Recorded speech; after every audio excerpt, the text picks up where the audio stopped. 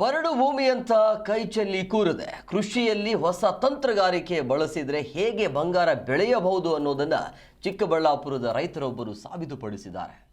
ಹಣ್ಣುಗಳ ರಾಜ ಮಾವಿನ ಫಸಲನ್ನ ಸಾವಯವ ಪದ್ಧತಿಯಲ್ಲಿ ಬೆಳೆದು ಇಡೀ ರಾಜ್ಯದ ಗಮನ ಸೆಳೆದಿದ್ದಾರೆ. ಇವರ ತೋಟದ ಮಾವಿನ ರುಚಿಗೆ ಸಿಎಂ ಡಿಸಿಎಂ ಕೂಡ ಫಿದಾ ಆಗಿದ್ದಾರೆ.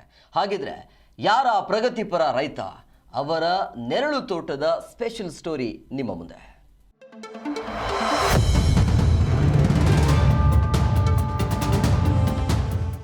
ಚಿಕ್ಕಬಳ್ಳಾಪುರ ಜಿಲ್ಲೆಯ ಶಿಡ್ಲಘಟ್ಟ ತಾಲೂಕಿನ ಪ್ರಗತಿಪರ ರೈತ ಪುಟ್ಟು ಆಂಜಿನಪ್ಪ ತಮ್ಮ ತೋಟದಲ್ಲಿ ಸಾವಯವ ಕೃಷಿ ಮಾಡಿ ಭರಪೂರ ಆದಾಯ ಗಳಿಸ್ತಾ ಇದ್ದಾರೆ. ಹೌದು, ಬರಡಾಗಿದ್ದ ಭೂಮಿಯಲ್ಲಿ ಬಂಗಾರ ಬೆಳೆದಿದ್ದಾರೆ.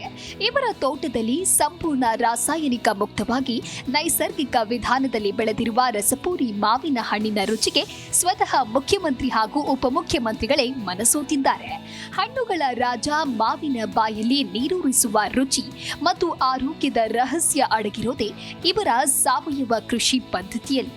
ಭಾಳಷ್ಟು ರುಚಿಯಾಗಿರ್ತದೆ, ನೋಡೋದಕ್ಕೂ ಚೆನ್ನಾಗಿರ್ತದೆ. ಆಮೇಲೆ ಈ ಹಣ್ಣನ್ನು ಕಿತ್ತು ನಾವು ನೆಲ್ಲುಲಲ್ಲಿ ಹಣ್ಣು ಮಾಡೋದಕ್ಕೆ ಇಟ್ಟಾಗ ಒಂದು ಕೊಠಡಿ ಒಳಗಡೆ ಭಾಳಷ್ಟು ನೋಡೋದಕ್ಕೆ ಒಂದು ರೀತಿ ಕಣ್ಣಿಗೆ ಮುದ ನೀಡೋಂಥ ಕಲರ್ ನ್ಯಾಚುರಲಾಗಿ ಬರ್ತದೆ. ಆಮೇಲೆ ನೆಲ್ಲುಲ್ಲಿ ಏನಕ್ಕೆ ಬಳಸಬೇಕಂದ್ರೆ ಅದರಲ್ಲಿ ನ್ಯಾಚುರಲ್ ಇಥಿಲಿನ್ ರಿಲೀಸ್ ಆಗ್ತದೆ.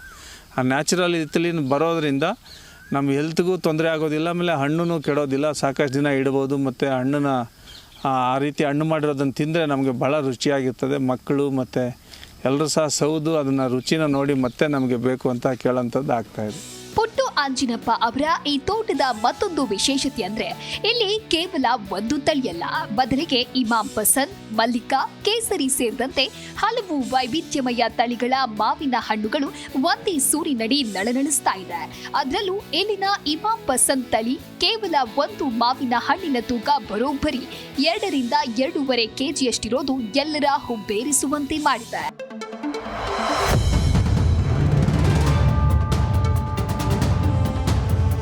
ಈ ಅದ್ಭುತ ಫಸಲಿಗಾಗಿ ಇವರು ತೋಟದಲ್ಲೇ 108 ಕುರಿಗಳನ್ನ ಸಾಕಿದ್ದಾರೆ. ಕುರಿಗಳಿಗೆ ತೋಟದಲ್ಲಿ ಮೇವು ಸಿಕ್ಕರೆ ಮಾವಿನ ಗಿಡಗಳಿಗೆ ಉತ್ತಮ ಸಾವಯವ ಗೊಬ್ಬರ ಸಿಗತ್ತೆ. ಈ ಅಪರೂಪದ ತಂತ್ರಗಾರಿಕೆಯಿಂದಾಗಿಯೇ ಇಂದು ಮಾರುಕಟ್ಟೆಯಲ್ಲಿ ಪುಟ್ಟು ಆಂಜಿನಪ್ಪ ತೋಟದ ಮಾವಿನಕಾಯಿಗಳೇ ಹೈಲೈಟ್ ಆಗಿವೆ. ಹಳೆ ಶೈಲಿಯಲ್ಲಿ ನಮ್ಮ ಅಜ್ಜಿ ಅವ್ರು ಮಾಡ್ತಾಯಿದ್ರು, ಏನು ಉಪ್ಪಿನಕಾಯಿ, ಒಣ ಉಪ್ಪಿನಕಾಯಿ ಅಂತಿದ್ವಿ. ಅದನ್ನು ಒಂದು ವರ್ಷ ನಾವು ಇಟ್ಕೊಳ್ಳೋಂಥದ್ದು ನಾವು ನೋಡ್ತಾ ಇದ್ವಿ. ಅದು ಭಾಳಷ್ಟು ನಾವು ಸವಿತಾ ಇದ್ವಿ. ಅದನ್ನು ನಾವು ಯಾಕೆ ಮಾಡ್ಕೊಳ್ಬಾರ್ದು ಅಂಥೇಳಿ ಒಂದಷ್ಟು ಹುಳಿ ಇರೋಂಥ ಮಾವಿನ ಹಣ್ಣನ್ನು ಸೆಲೆಕ್ಟ್ ಮಾಡಿ ಅದರಲ್ಲಿ ಉಪ್ಪಿನಕಾಯಿ ಮಾಡ್ತಾಯಿದ್ವಿ. ಅದು ಒಣ ಉಪ್ಪಿನಕಾಯಿ ಅಂತ ಹೇಳ್ತೀವಿ. ಅದನ್ನು ಸಹ ಸ್ನೇಹಿತರಿಗೆ ಕೊಡೋದು ಮತ್ತು ಯಾರೋ ಬಂದವ್ರಿಗೆ ಸ್ನೇಹಿತರಿಗೆ ಅದನ್ನ ಹಂಚ್ಕೊಳ್ಳೋದಕ್ಕೆ ಮಾಡ್ತೀವಿ. ಸುಮಾರು 1 ಟನ್ನಷ್ಟು ಉಪ್ಪಿನಕಾಯಿನ ಕಟ್ ಮಾಡಿಸಿ ಡ್ರೈ ಮಾಡಿಸ್ತಾಯಿದ್ವಿ. ಅದನ್ನೆಲ್ಲನೂ ಸಹ ಮಾಡಬೇಕು ಅಂಥೇಳಿ ವಾಣಿಜ್ಯ ಉದ್ದೇಶಕ್ಕೆ ಇಲ್ದಿದ್ರೂ ಸಹ ಏನೋ ಒಂದು ರೀತಿ ಸಾವಯವ ಪದ್ಧತಿಲಿ ನಾವು ಬೆಳೆದಿರೋದು ಎಲ್ಲರೂ ತಿನ್ನಲಿ, ಅದು ಖುಷಿ ಪಡಲಿ, ಈ ಮಾವಿನ ರುಚಿನೆಲ್ಲ ಸವಿಲಿ ಅಂತೇಳಿ. ಕೇವಲ ಮಾವಿನ ಹಣ್ಣು ಮಾತ್ರವಲ್ಲ, ಈ ಸಾವಯವ ಮಾವಿನ ಕಾಯಿಗಳಿಂದ ತಯಾರಿಸುವ ಉಪ್ಪಿನಕಾಯಿ ರುಚಿಯು ಅದ್ಭುತವಾಗಿದೆ. ಯಾವುದೇ ಕೆಮಿಕಲ್ ಇಲ್ಲದೆ ಸಾಂಪ್ರದಾಯಿಕವಾಗಿ ಒಣಗಿಸಿ ಮಾಡಿದ ಇಲ್ಲಿನ ಉಪ್ಪಿನಕಾಯಿ 1 ವರ್ಷ ಇಟ್ಟರೂ ಕೆಡೋದಿಲ್ಲ.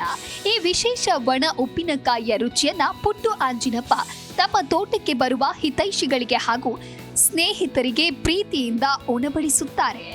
ಒಟ್ಟಲ್ಲಿ ಆಧುನಿಕ ಕೃಷಿ ಯುಗದಲ್ಲಿ ನೈಸರ್ಗಿಕ ಹಾದಿ ಹಿಡಿದು ಯಶಸ್ಸು ಕಂಡಿರುವ ಶಿಡ್ಲಘಟ್ಟದ ಈ ಸಾಧಕ ರೈತ ಇಂದಿನ ಯುವ ಪೀಳಿಗೆಗೆ ನಿಜಕ್ಕೂ ಮಾದರಿಯಾಗಿದ್ದಾರೆ.